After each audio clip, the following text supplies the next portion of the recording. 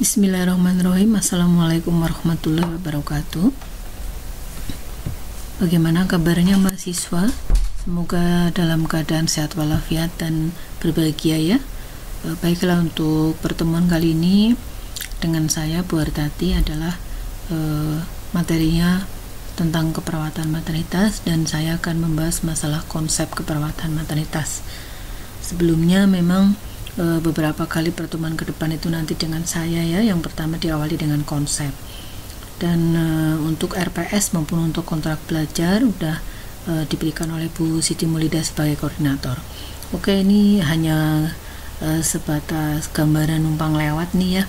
Pada tahun 1998 ini menurut harian Bangkok Post New Zealand Affairs, artinya bahwa ibu hamil menggunakan kontes bikini begini nih, artinya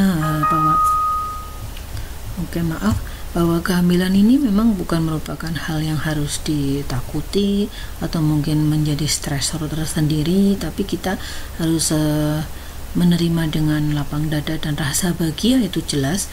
Sehingga juga walaupun perubahan pada fisik, pada tubuh kita jelas sangat berubah secara drastis, tetapi kita tetap harus mempunyai rasa percaya diri. Ini artinya dari gambaran Bangkok Post ya. Oke, kita lanjut. Sebenarnya begini masalah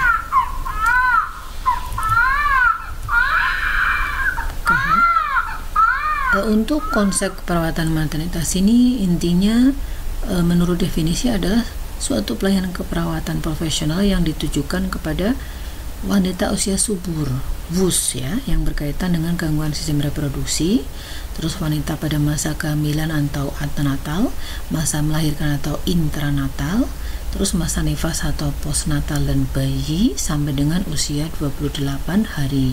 Lalu juga di dalam keperawatan maternitas membahas wanita antara dua kehamilan beserta keluarga, yang berfokus pada pemeriksaan kebutuhan dasar dalam melakukan adaptasi terhadap perubahan fisik dan psikologis atau psikososial ya, dengan tujuan untuk mencapai kesejahteraan keluarga sebagai satu kesatuan menggunakan pendekatan proses keperawatan. Ini masih menggunakan rumusan kelompok kerja CHS ya, kelompok kerja keperawatan pada tahun 93, rumusannya 97, dan ini memang tetap masih dipakai sampai dengan sekarang. Ada definisi keperawatan maternitas yang lain menurut Sansi tahun 90 misalnya, bahwa keperawatan maternitas itu adalah askep yang diberikan kepada wanita atau ibu sebagai klien dan keluarga selama masa kehamilan, persalinan, nifas, dari masa konsepsi sampai dengan 6 minggu setelah bayi lahir. Terus juga menurut May and Mailmeister misalnya ya, keperawatan maternitas juga merupakan asuhan perawatan kepada wanita atau ibu dan keluarga selama kehamilan, persalinan, sampai kelahiran usia 3 bulan melahirkan, setelah melahirkan ya, atau masa nifas. Oke, kemudian slide berikutnya adalah mengenai filosofi atau falsafah yang mendasari keperawatan maternitas itu demikian, bahwa yang pertama, keperawatan maternitas itu diberikan harus secara holistik. Holistik di sini artinya adalah ya bersifat menyeluruh, sebagai fokusnya memang ibu ya, ibu atau wanita, tapi bahwa suami sebagai pasangan itu juga harus dilibatkan untuk mengikuti perkembangan kesehatan, kehamilan anaknya, kehamilan kesehatan istrinya, dan seterusnya. Artinya keterlibatan itu adalah keterlibatan yang bersifat mensupport atau mendukung, baik secara finansial tentunya, karena memang ibu hamil itu harus tercukupi kebutuhan asupan nutrisinya yang bergizi untuk memang dibutuhkan perkembangan atau pertumbuhan dan perkembangan si janin ya. Kemudian juga selain finansial adalah kebutuhan psikologisnya, bahwa ibu hamil itu juga benar-benar membutuhkan support mental ya, tidak hanya dicukupi secara materi atau finansial, tapi juga dipenuhi secara psikologis. Karena memang kenapa? Karena memang ibu hamil itu mengalami perubahan hormonal, itu jelas perubahan hormonal antara tadinya sebelum hamil dan setelah hamil. Falsafah yang kedua adalah semua individu mempunyai hak untuk lahir sehat. Individu itu siapa di sini? Artinya adalah janin ya. Nanti sebagai individu baru itu dia mempunyai hak untuk lahir sehat. lahir sehat, walaupun dia urutan anak yang ke-1 itu jelas biasanya, apalagi yang ke-1 nih, anak yang kedua, anak yang ketiga, anak yang ke-4 dan seterusnya ini mempunyai hak untuk lahir sehat. Dan memang kita kalau anak yang pertama biasanya ini memang benar-benar dipersiapkan semuanya, iya kan, dipersiapkan semuanya, dari mulai ibunya itu men-setting ruangan, kamar bayinya, tempat tidur bednya, warnanya itu sudah hampir semuanya dipersiapkan. Tapi begitu sudah anak kedua, ketiga dan seterusnya, saya yakin nih mungkin juga bednya ya udahlah, bednya yang punya kakaknya juga masih bagus dipakai lagi. Mungkin juga beberapa baju-baju atau pakaiannya ya, kalau memang masih layak pakai, masih bagus, bisa juga nanti dipakai oleh adiknya. Ya tidak, itu memang hal biasa terjadi di masyarakat kita. Yang ketiga, filosofi yang ketiga adalah bahwa pengalaman melahirkan anak itu merupakan tugas perkembangan keluarga yang dapat menyebabkan krisis situasi. Satu, sebenarnya bahwa melahirkan itu mempunyai anak itu tugas perkembangan keluarga, salah satunya, karena tugas perkembangan yang lain masih harus berjalan juga. Ada tugas perkembangan dalam keluarga, keperawatan keluarga itu dengan beginning family, adalah pasangan pengantin baru ya. Terus kemudian ada dengan mempunyai anak 1, anak 2, terus usia anak preschool, usia anak sekolah, dan seterusnya. Itu masing-masing fase itu dalam keluarga itu akan mempunyai tugas perkembangan yang berubah-ubah dan tidak selalu sama. Dan kalau tidak ada kesepakatan, tidak ada negosiasi, tidak ada komunikasi yang jelas, yang transparan antara pasangan di dalam rumah tangga tersebut, itu bisa menyebabkan datangnya krisis situasi. Kadang kalau yang tidak kuat dengan berbagai permasalahan keluarga, berbagai permasalahan rumah tangga, itu akhirnya muncullah sampai ke arah tahapan terakhir dari rumah tangga, yaitu adalah perceraian gitu ya. Ini yang tidak diharapkan. Yang keempat, filosofi dalam keperawatan maternitas adalah peristiwa melahirkan adalah normal. Walaupun mungkin kondisi kehamilannya adalah tidak normal, tapi bahwa peristiwa melahirkan adalah normal. Dengan kondisi kehamilan tidak normal pun tetap akhirnya melahirkan adalah keadaan yang normal. Walaupun mungkin melahirkan dengan harus operasi sesar, walaupun melahirkan dengan tidak harus mengeluarkan janin yang normal ya, janin yang aterm misalnya ya, karena misalnya kehamilan ektopik itu janinnya tidak lagi bisa bertumbuh kembang dengan sempurna, apalagi sampai mencapai aterm. Aterm itu adalah matur ya, atau viable, itu tidak mungkin bisa. Paling hanya trimester 1 akhir itu sudah nggak kuat lagi, karena yang namanya kehamilan ektopik adalah kehamilan bukan di dalam rahim tempat menempelnya janin, sehingga kan tidak mungkin janin bisa bertumbuh kembang dengan sempurna, sehingga harus dilakukan operasi sesar gitu ya. Nah, tetap ini kelahiran ini walaupun dengan berbagai macam cara, jenis kelahiran yang fisiologis maupun yang patologis, itu tetap dikategorikan dalam peristiwa yang normal, di mana membutuhkan adaptasi fisik maupun psikososial, sehingga harus ada partisipasi aktif dari klien itu sendiri maupun keluarga, terutama support pasangan atau support suami. Nah, yang kelima, proses kelahiran merupakan suatu bentuk permulaan hubungan baru dalam keluarga, sehingga harus ada interaksi positif. Walaupun itu sudah bukan anak yang pertama, tapi udah yang kedua, ketiga, ini tetap harus disiapkan betul secara kematangan, aspek psikologis, kebutuhan finansial si anak. Juga jangan sampai pola asuh, pola didik itu akan menjadi perbedaan antara anak satu dan lainnya, karena itu menimbulkan kecemburuan tersendiri. Yang keenam, sikap, nilai, dan perilaku tiap individu dipenuhi oleh budaya, culture ya, atau kultural, itu betul di Indonesia, termasuk sosial, dari mana individu, suku berasal gitu ya. Terus apalagi juga ada agama bisa mempengaruhi juga di Indonesia, mitos-mitos dan seterusnya. Itu sangat kental sekali kalau hubungannya dengan keperawatan maternitas. Oke, kemudian berikutnya kita membahas masalah fokus keperawatan maternitas. Intinya memang berfokus pada family. Kalau zaman dahulu itu memang berfokus pada ibu, hanya ibu saja, memang karena yang hamil juga ibu sendirian kan, nggak sama bapaknya. Tetapi bahwa pergeseran paradigma keperawatan maternitas yang sekarang, yang modern itu, bukan yang tradisional, itu adalah family. Karena memang yang bertanggung jawab itu tidak hanya ibunya saja, bertanggung jawab apanya? terhadap tumbuh kembang si anak, terhadap tumbuh kembang janin kalau memang masih dalam rahim.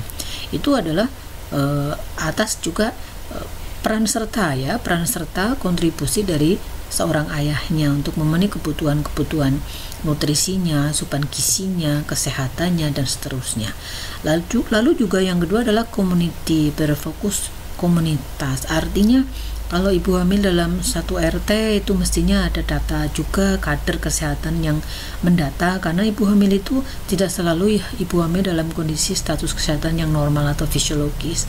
Kadang ada beberapa kehamilan yang bermasalah, ada penyerta komplikasi. Mungkin ibu hamil itu ada dengan hipertensi sehingga resiko sekali untuk terjadi preeklamsi. Preeklamsi juga ada, kalau sudah preeklamsi berat apalagi ya, itu udah mudah sekali menjadi eklamsi. Ini sangat beresiko, sangat berbahaya, di mana ada ibu hamil dengan riwayat preeklamsi, apalagi dengan keadaan status preeklamsi, itu benar-benar dimonitoring usia kehamilan itu maksimal sampai 34 itu sudah harus masuk rumah sakit, dan melahirkan harus berada di rumah sakit ditangani dengan dokter dan alat-alat yang memadai. Nah, bisa saja juga fokus keperawatan maternitas itu berfokus research atau penelitian. Nah, berbagai macam teori, treatment, strategi, teknik melahirkan itu juga mengalami perkembangan sesuai ilmu pengetahuan ya, yang up to date. Kalau dulu posisi melahirkan ya tradisional saja posisinya, supinasi begitu, terus nanti litotomi begitu. Tapi sekarang udah mulai dikembangkan yang udah tidak asing lagi nih ya, dengan menggunakan worting birthing ya, artinya berendam di dalam air yang hangat ya, yang nyaman, karena itu memang lebih mengurangi rasa nyeri maupun juga menimbulkan relaksasi atau mengurangi kecemasan dan ketegangan. Jadi berbagai macam teknik. Kemudian berfokus juga pada advocate atau pembelaan, artinya hak-hak perempuan jangan diabaikan, sehingga kesepakatan di dalam keluarga itu harus dibahas bersama-sama, dirembuk bersama-sama dengan pasangan, mau punya anak berapa, jaraknya antara anak satu dengan kedua setelah berapa tahun, dan seterusnya. Lalu yang kelima nih, bahwa teori maternitas itu juga tidak pernah keluar dari konteks keperawatan secara umum. Artinya teori-teori yang ada di dalam keperawatan maternitas itu ya berdasarkan juga teori-teori dasar yang ada di keperawatan pada umumnya. Kita kenal kalau model-model teori keperawatan itu kan ada teori menurut Henderson misalnya, ada teori menurut Abdullah ya, ada juga menurut Roy misalnya, ada juga menurut King misalnya, Roy King, dan seterusnya. Ada juga menurut Abraham Maslow itu yang sudah sangat familiar sekali. Ada menurut juga Florence Nightingale misalnya, dan seterusnya. Kita juga tidak pernah mengabaikan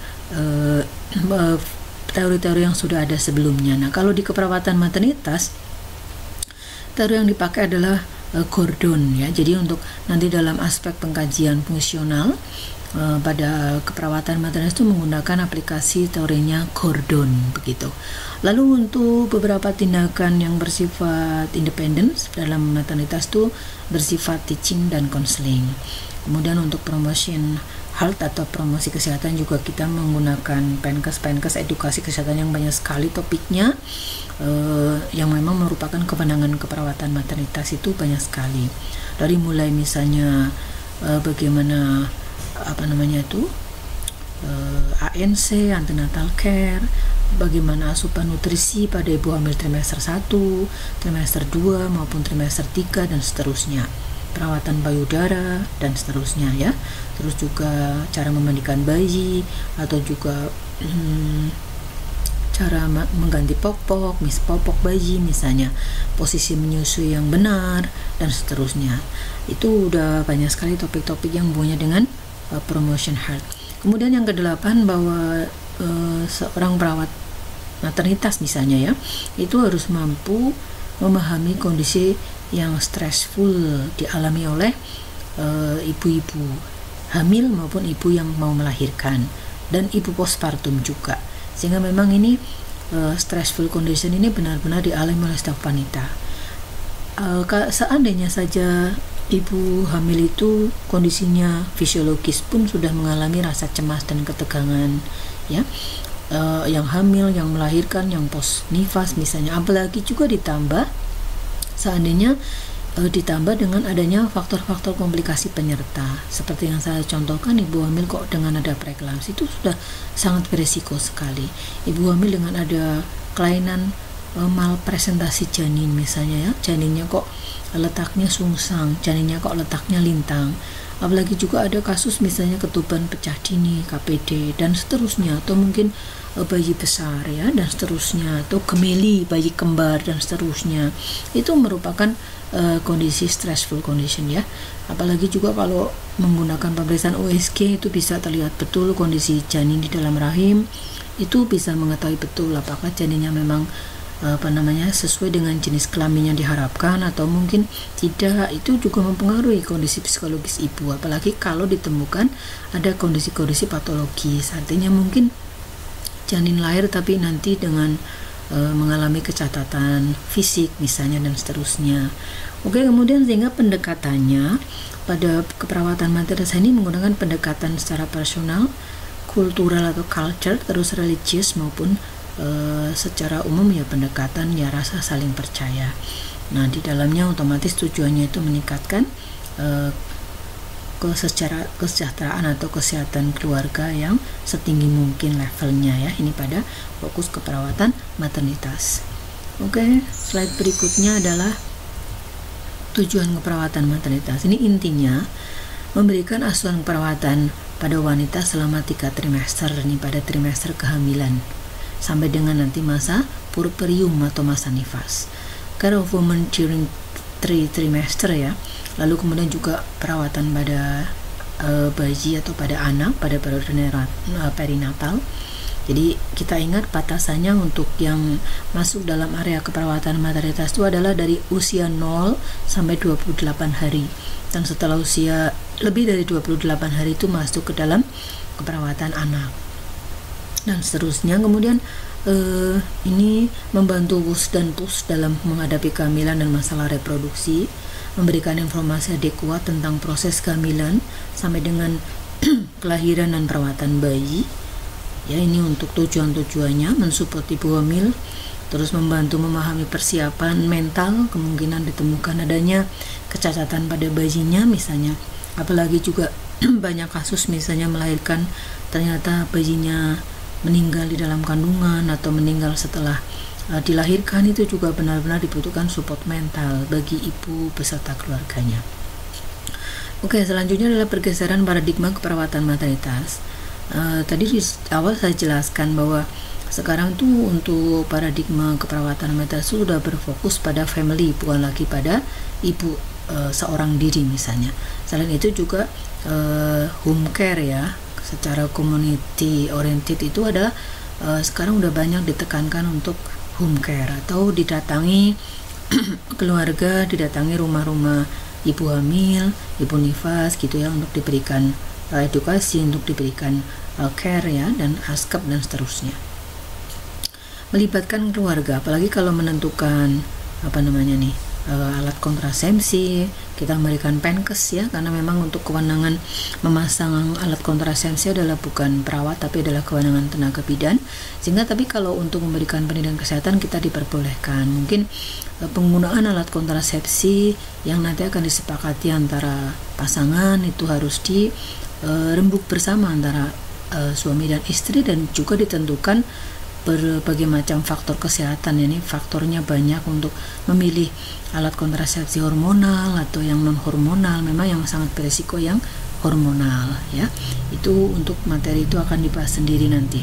Lalu rooming in ini kalau di rumah sakit, rawat gabung kalau misalnya ibunya tidak ada masalah dengan kesehatan, bayinya juga seperti itu sangat dianjurkan dan diharuskan itu untuk rawat gabung atau rooming in. Lalu pemberian ASI eksklusif selama 6 bulan tanpa PMT atau tanpa pemberian makanan tambahan, ini adalah paradigma yang modern yang sekarang dan hubungan yang friendly, ya, ini adalah antara ibu dan anaknya, itu benar-benar harus diciptakan hubungan seperti itu.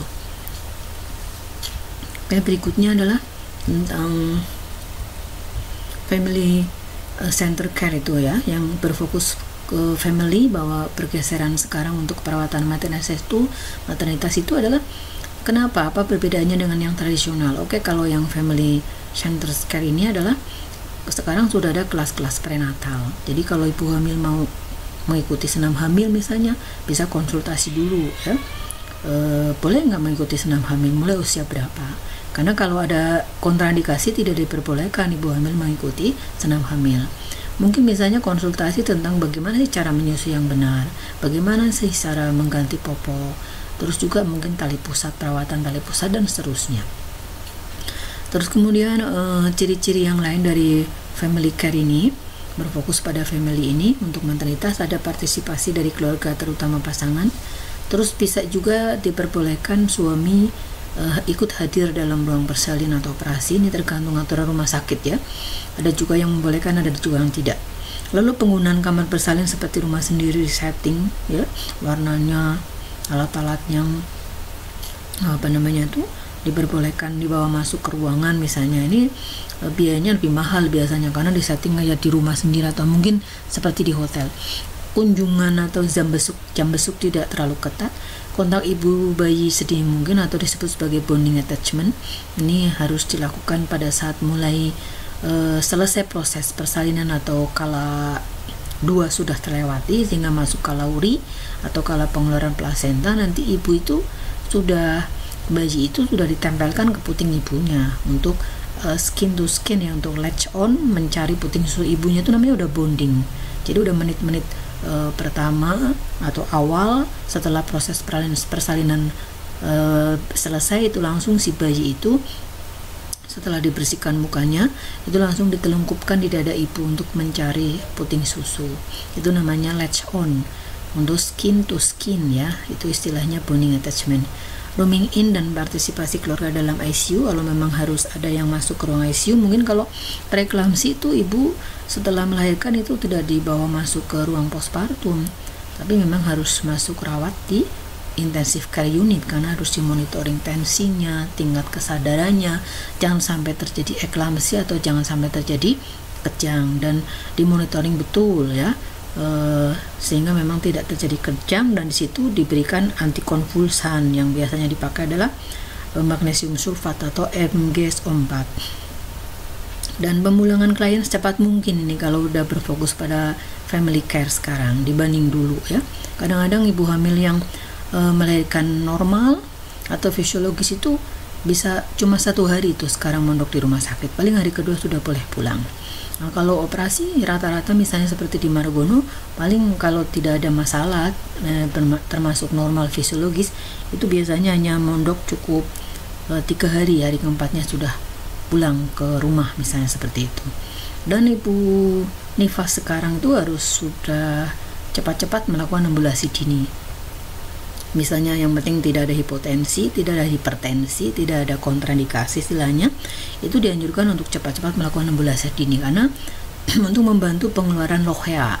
Karena lochea itu jangan sampai statis, tidak keluar sebagai darah nifas atau disebut sebagai lochea, nanti malah justru akan memicu timbulnya resiko infeksi. Oke. Itu yang modern ya, yang family care. Kalau yang traditional care ya memang kebalikannya lah ya dengan yang modern. Misalnya memisahkan ibu dari keluarga selama proses kelahiran, sama sekali tidak boleh masuk baik suami maupun apalagi anggota keluarga yang lain.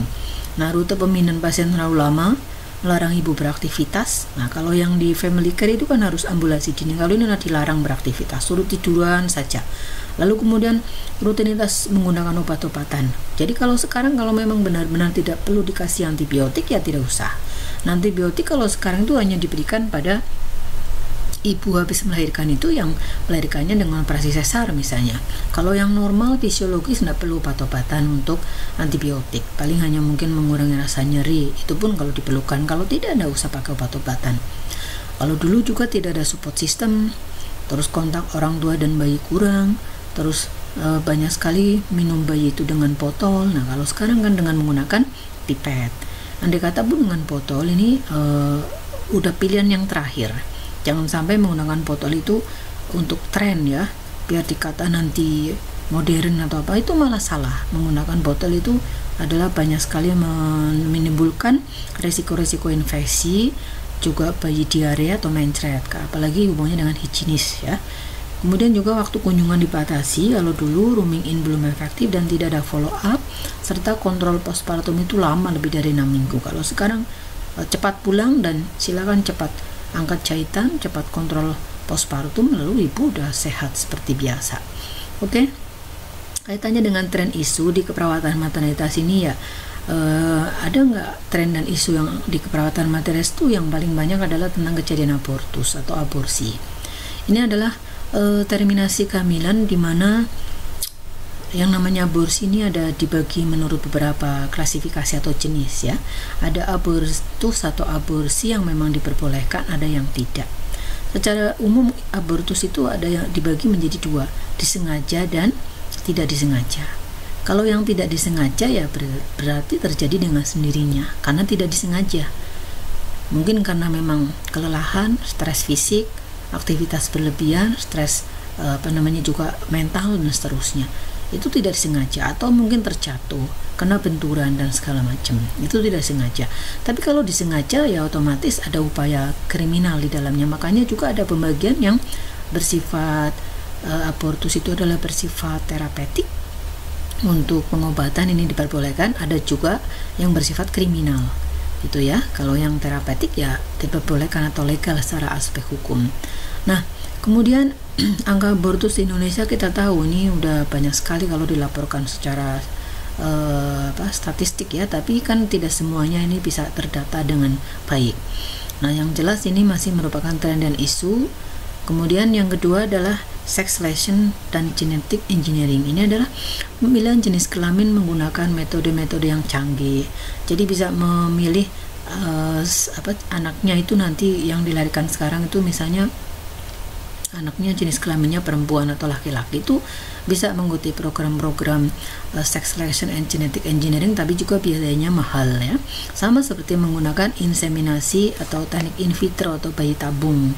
Itu juga bisa kan, kita pesan bisa untuk satu anak, terus juga mungkin bisa lebih dari satu, itu silahkan. Yang penting memang biayanya memang mahal, tidak sedikit. Lalu juga tren yang berikutnya lagi, pasif eutanasia ya. Ini eutanasia sebenarnya ini apakah diperbolehkan di Indonesia? Ternyata belum secara aspek undang-undang ya. Ini belum diperbolehkan untuk eutanasia atau terminasi nyawa ini ya, terminasi kehidupan. Artinya pada beberapa neonatus yang mengalami kelainan ini kan, untuk neonatus white defects ya, atau kelainan atau kecacatan mental maupun fisik. Ini memang di Indonesia belum diperbolehkan apabila ibu melahirkan dengan ada kecacatan pada janin atau neonatusnya, itu tidak boleh dilakukan terminasi kehamilan gitu. Jadi memang ya apa adanya diterima, misalnya melahirkan anak dengan kondisi kecacatan fisik atau mental seperti mungkin Down syndrome ya, terus ada kelainan trisomi 21 dan seterusnya. Kalau yang fisik ya kita udah tahu tuh bisa dilihat secara fisik ya, mungkin mengalami bayi kembar siam atau dempet begitu, atau mungkin polidaktili, jari-jarinya mungkin dempet antara satu jari dengan lainnya, atau mungkin jumlahnya lebih dari 5 dan seterusnya, kelainan-kelainan. Oke, kaitannya dengan keperawatan maternitas di isu tadi ya, tren dan isu yang tadi itu kita bagi menjadi beberapa isu utama.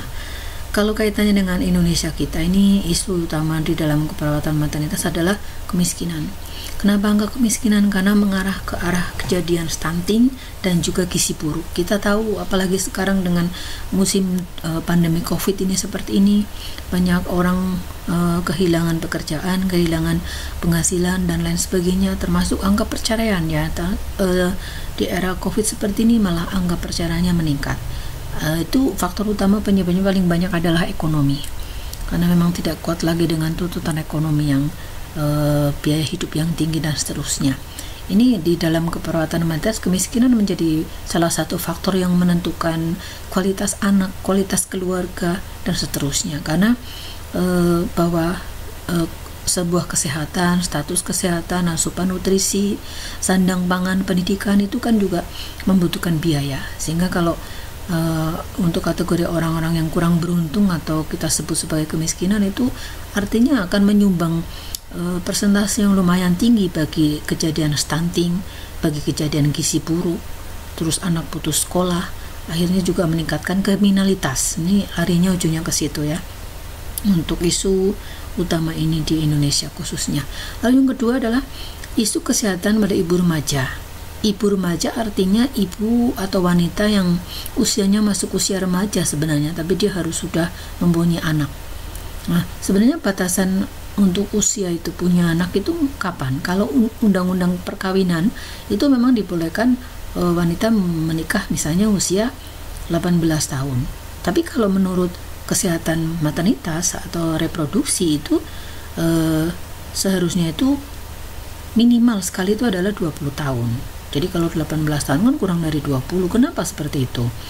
Kalau undang-undang perkawinan ya beda sekali dengan kesehatan reproduksi. Kenapa kalau di kesehatan reproduksi sebaiknya minimal usia 20 tahun. Nah, dianjurkan setelah 20 tahun. Tapi memang juga ada batasannya, jangan sampai melebihi dari usia 35 tahun. Karena memang kita ingat, untuk wanita itu ada yang namanya organ-organ reproduksi, ya. Ada hormon yang dihasilkan dari organ-organ reproduksi tersebut, ada hormon estrogen, ada hormon progesteron, di mana itu akan mempengaruhi dan berkontribusi terhadap ovulasi, terhadap kesuburan, terhadap fungsi dari rahim, dari ovarium itu sendiri ya, yang menghasilkan ovum untuk dibuai oleh sperma. Yaitu kalau usianya sudah lebih dari 35 tahun itu otomatis jumlah folikel yang ada di ovarium itu menurun. Artinya ada yang mengatakan bahasa awamnya tingkat kesuburannya menurun. Sebenarnya di dalamnya adalah memang jumlah folikel yang akan dibuai oleh sperma itu memang sedikit dibanding pada saat-saat usia sebelum 35. Dan itu juga benar-benar realita teorinya seperti itu, sehingga nanti pada wanita itu akan ada masa habis folikelnya, tidak diproduksi lagi apabila wanita itu sudah mengalami yang namanya menopause. Nah, padahal pada laki-laki kan tidak ada istilah, walaupun ada istilah andropause, tetapi andropause itu terjadi apabila si laki-laki itu benar-benar mengalami gangguan kesehatan, terutama yang berkontribusi itu misalnya kayak laki-laki itu mempunyai penyakit stroke, hipertensi, DM, ya, gagal ginjal, itu baru akan mungkin menyebabkan andropause pada laki-laki. Nah, kalau yang pada wanita kita udah paham semua, itu adalah menopause. Menopause normalnya sesuai teori diawali pada usia 48 ke atas ya. Ada rata-rata mengatakan kalau 46 sampai 48 itu baru pra atau premeno. Lalu kalau menopause itu sendiri ada teori mengatakan 50 sampai 55. Ada teori juga mengatakan 46 atau 45 sampai 55, seperti itu. Nah, kalau pada usia-usia wanita ini, ibu remaja yang sudah hamil ini kurang dari 20 tahun, selain memang secara organ reproduksi baru saja matur atau baru saja matang, utamanya adalah dari sisi mental atau psikologis. Ini biasanya ibu-ibu hamil remaja ini ya, remaja yang hamil ini memang secara aspek kedewasaan, aspek kematangan mental, juga kematangan ekonomi lah, status sosial itu juga, status ekonomi biasanya kan ya belum matang sekali ya, belum mapan lah ibaratnya seperti itu, kecuali memang dia memang udah diwarisi dengan perusahaan atau apa, itu lain ya. Tapi sebagian besar yang ada di Indonesia itu kurang di manage dengan baik. Jadi memang ini menimbulkan resiko-resiko tinggi untuk terkena penyakit menular seksual dan juga HIV serta preeklamsi. Kemudian isu yang berikutnya adalah kesehatan pada bayi yang lahir dari ibu remaja ini beresiko juga mengalami bayinya prematur atau lahir sebelum usia yang seharusnya, sebelum viabel ya, atau mengalami berat badan lahir rendah atau BPLR. Lalu di sini hasil penelitian dan survei mengatakan pendidikan 40% ibu remaja itu hanya lulus SMA. Ini kita paham betul nih ya, kalau udah baru lulus SMA itu kematangan mentalnya itu bisa kita ukur lah sejauh mana dia mampu untuk menjadi ibu yang berkualitas. Itu sangat diragukan dibanding memang yang sudah mapan ekonomi, mapan mentalnya, matang mentalnya begitu. Itu risikonya tinggi sekali ya, riskan untuk ibu-ibu remaja. Nah, penggunaan rokok selama kehamilan itu juga memicu resiko BBLR, terus juga IGR atau intrauterine growth restriction. Jadi ada hambatan pengiriman nutrisi dari plasenta ibu ke anaknya, sehingga kemungkinan anaknya akan lahir kecil ya, berat badan kecil, terus menimbulkan keguguran atau abortus, lalu juga kemungkinan lepasnya plasenta atau solusio atau abruption plasenta, juga sampai kelahiran prematur.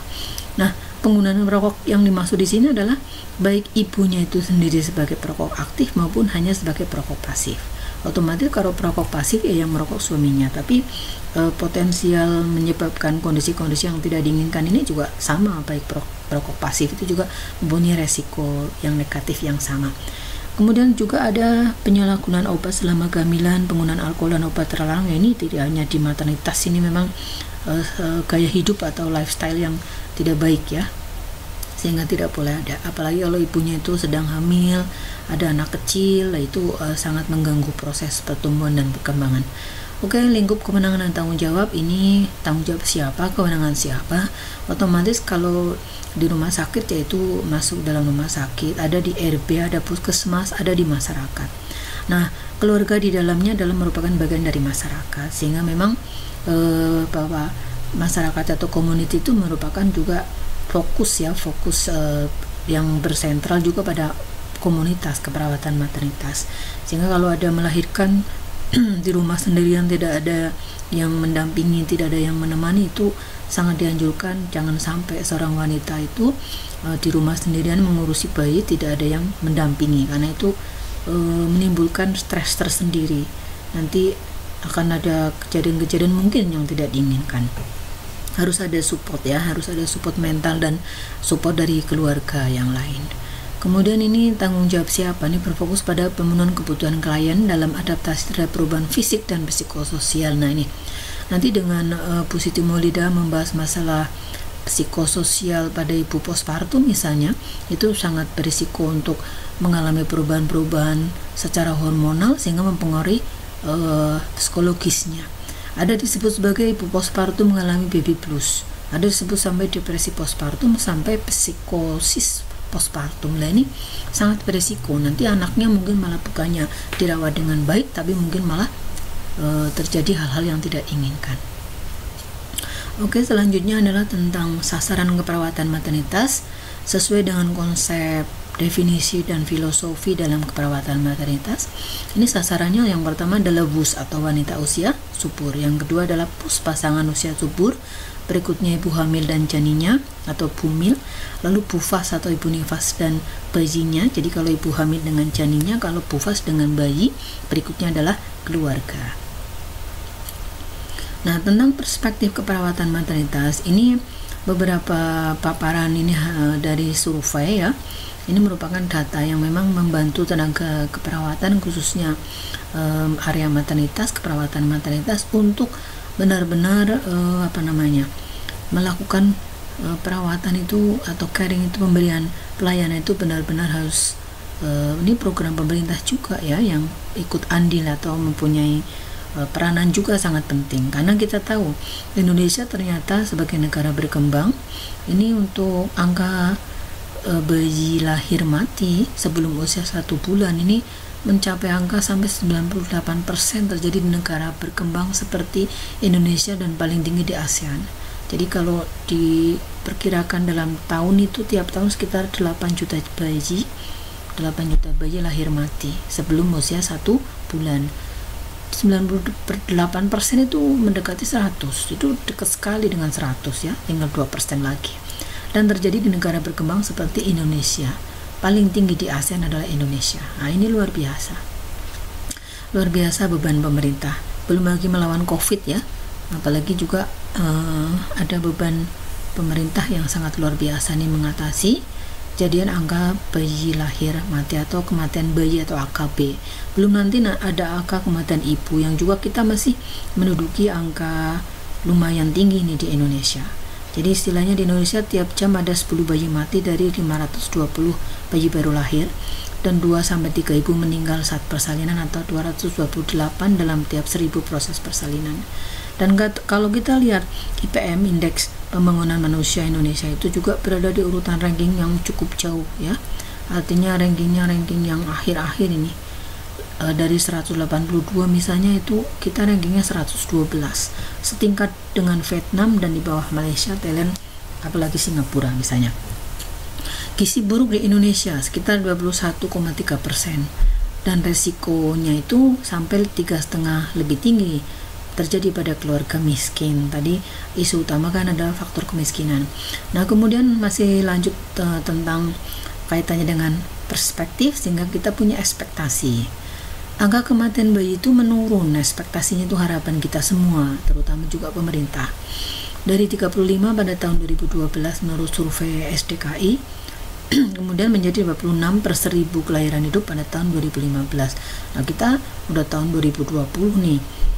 Nanti dari mulai tahun 2005 sampai tahun 2020 kan survei itu dilakukan 5 tahunan, baru akan di tracer atau di disurvei kembali ya tahun 2020 pada akhir bulan Desember. Itu biasanya akan muncul mulai angka yang terbaru lagi. Nah, kita tunggu sampai akhir tahun 2020 ya ini. Kemudian angka kematian ibu melahirkan menurun dari 359 pada 2012 menjadi 108 per 100 kelahiran hidup pada tahun 2015 juga. Nah, ini kita lihat nanti setelah tahun 2015 ke tahun 2020. Nah, ini datanya belum ada karena memang belum berakhir tahun 2020 gitu ya, sehingga memang kita menunggu hasil survei yang terbaru. Umur harapan hidup meningkat dari 66 menjadi 70 ya pada tahun 2015 kemarin. Nah, sekarang yang kita tunggu adalah pada tahun 2020. Ini usia harapan hidupnya itu, kalau statementnya itu ya memang kepengennya lebih dari 70, sekitar 72 atau 74, tapi dengan adanya COVID seperti ini, coba kita lihat besok hasil survei setelah 5 tahunan ya, yaitu pada akhir 2020 kita lihat. Oke, kemudian berbagai macam penyebab secara kompleks yang memang terjadi dialami di negara kita itu antara lain sebagian besar kematian terjadi di rumah. Artinya faktornya mungkin karena faktor ekonomi, karena faktor transportasi, karena faktor komunikasi, karena faktor edukasi, dan seterusnya. Nah, kemudian sebagian besar terjadi sewaktu persalinan atau awal postpartum atau periode neonatus. Kemudian sebagian besar kematian terjadi tanpa dibantu tenaga ahli, banyak keluarga yang tidak tahu tanda bahaya, kurangnya SDM dan sistem komunikasi maupun transportasi. Tadi sudah saya jelaskan. Kemudian secara rinci dijelaskan bahwa penyebab angka kematian ibu persentase yang paling banyak misalnya ini perdarahan sekitar 28%. Kenapa sampai mengalami perdarahan ibu itu? Nah, ini akibatnya misalnya yang paling banyak juga di sini dikatakan akibat retensi plasenta dan atonia uteri, atau tidak ada tonus otot ya, tidak ada tonus otot pada rahim pada saat proses kelahiran.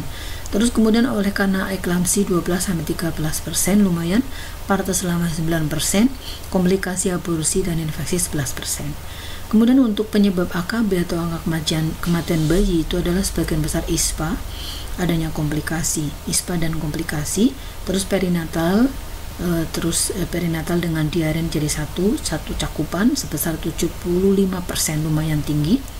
Adapun untuk tetanus neonatal, penyakit saluran cerna, penyakit saraf seperti meningitis, encephalitis, dan tifus itu sisanya ya, sisanya dari setelah 75%.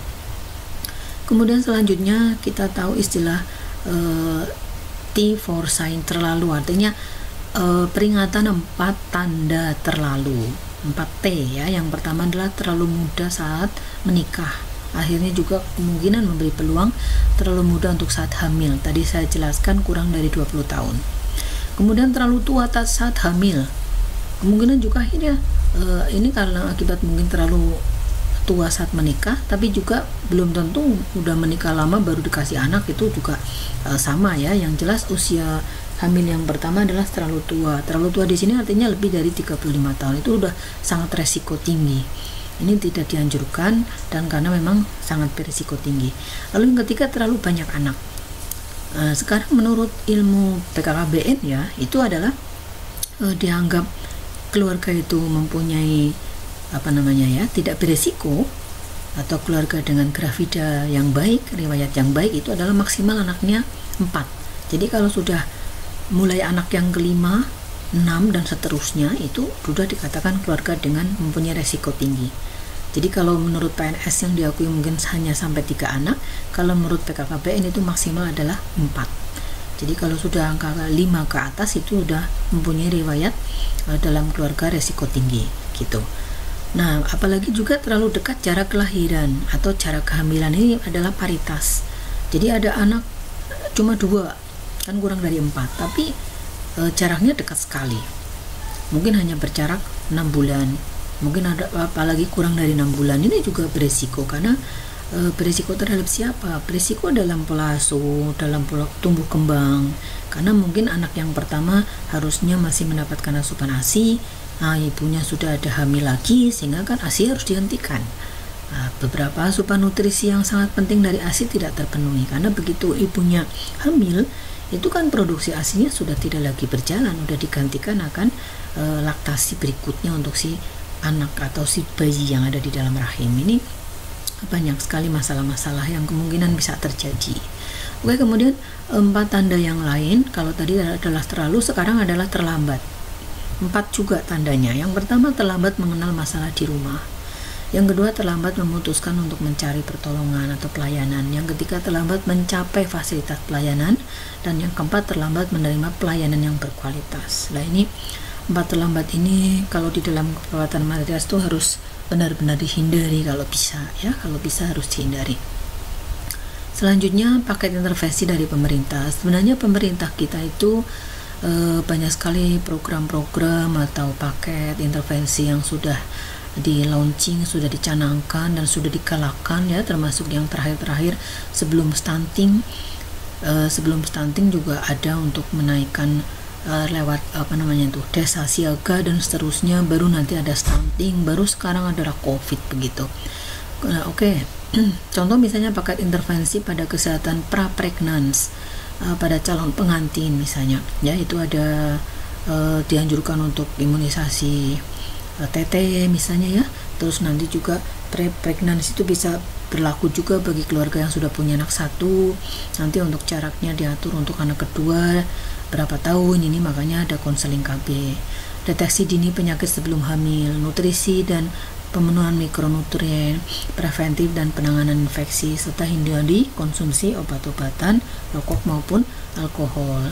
Status ibu dan pendidikan menjadi juga faktor penentu di dalam tumbuh kembang janin maupun anak. Kemudian untuk perawatan selama kehamilan di paket yang kedua, ini otomatis untuk menghasilkan anak yang berkualitas, lakukanlah pemeriksaan kehamilan atau kontrol kehamilan yang disebut sebagai antenatal care atau ANC. Contoh nih pemeriksaan kehamilan seperti yang digambar di slide nih, ya. Ini adalah gambar dari pemeriksaan Leopold. Ya, dengan mengetahui tinggi fundus uteri menggunakan Medline, lalu nanti akan diketahui diperkirakan umur kehamilan, diperkirakan juga taksiran berat badan janin dan seterusnya. Ini sangat penting.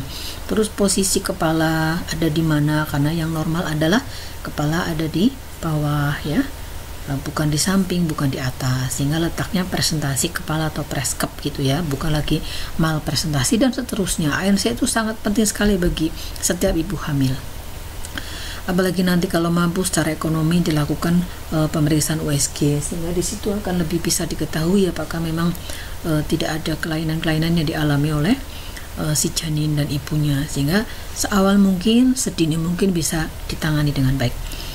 Berikutnya ada nutrisi, terus penanganan penyakit yang menyertai maupun pencegahan dan penanganan infeksi kalau ada. Lalu kalau perawatan pra-discharge BPL awal ini, bagaimana mencegah agar BPL itu tidak mengalami komplikasi, serta kualitas pelayanan emergensi yang memadai. Pelayanan medis juga memadai untuk menangani kemungkinan kejadian sepsis atau mungkin asfiksia dan lain sebagainya. Kemudian untuk berikutnya adalah perawatan selama kelahiran. Ini juga sebaiknya ditolong oleh tenaga yang profesional terlatih, sudah lulus uji serkomnya, ya, uji ukomnya juga dan seterusnya. Kualitas pelayanan kesehatan juga harus terlatih dengan baik agar memang PPL itu bisa tertolong dengan baik, apalagi kalau PPL itu dalam kondisi yang patologis. Oke, Oke, program pemerintah yang kita tahu seperti ada PKRE, pelayanan Cash Pro esensial atau yang Cash Pro terpadu. Ini di dalamnya ada membahas masalah kesehatan ibu anak baru lahir, keluarga berencana, kesehatan reproduksi remaja atau KKR, juga PMS serta HIV/AIDS ya, PMS dan HIV/AIDS. Ada gerakan sayang ibu, ada desa siaga, Polindes, Posyandu. Nah, ada paket juga kesehatan reproduksi komprehensif atau PKRK. Ada juga PONET ya, pelayanan obstetrik neonatus emergensi dasar di puskesmas. Kalau yang di tingkat kabupaten namanya PONEK ya, atau komprehensif. Itu adalah program-program pemerintah yang memang membantu untuk mengurangi angka kematian ibu maupun angka kematian bayi. Pesan kunci dari Making Pregnant Safer ya, ini sangat penting. Tiap persalinan ditolong oleh tenaga terlatih, tiap komplikasi obstetrik dan neonatal mendapat pelayanan adekuat, dan tiap bus mempunyai akses terhadap informasi kehamilan dan penanganan komplikasi ya. Oke, rencana Indonesia Sehat 2015.